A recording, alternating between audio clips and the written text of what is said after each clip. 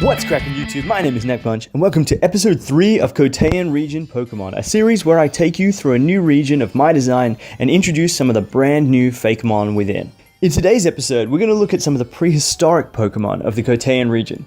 Coteinn is full of prehistoric Pokemon, largely due to a company known as the Genesis Corporation, who have been researching ways to clone and restore extinct Pokemon for decades.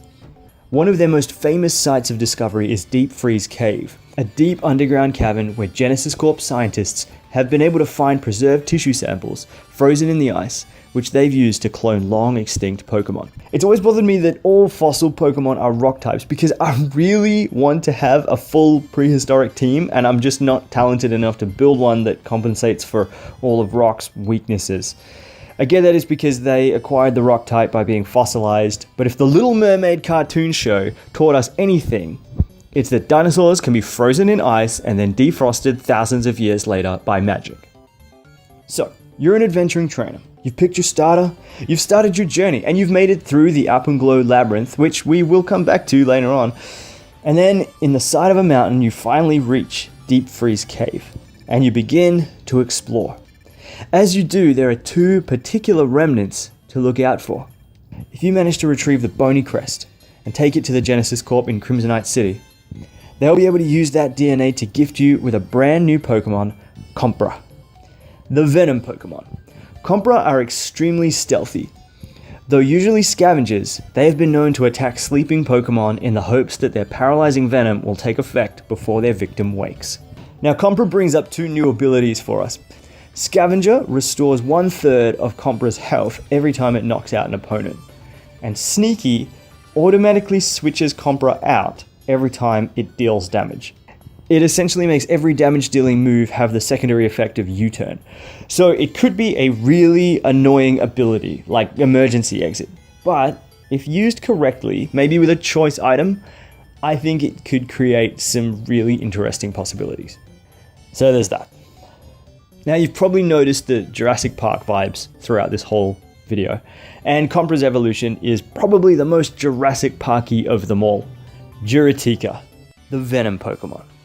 Despite its fierce appearance, Juratika is not physically strong.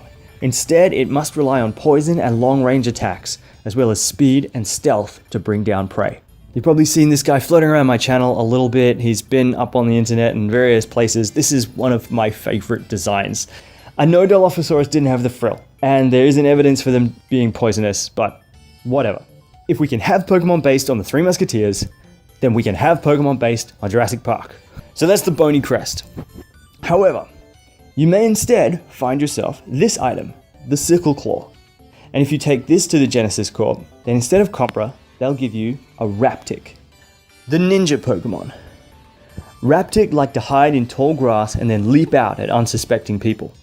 It seems though that they are more interested in scaring travelers for laughs than in actually causing harm. And then if you train and level up your Raptic, it will evolve into the mighty Dainjari, the Ninja Pokemon. They are extremely intelligent and efficient pack hunters. If you ever see a Dainjari alone, it is likely distracting you while another makes ready to attack.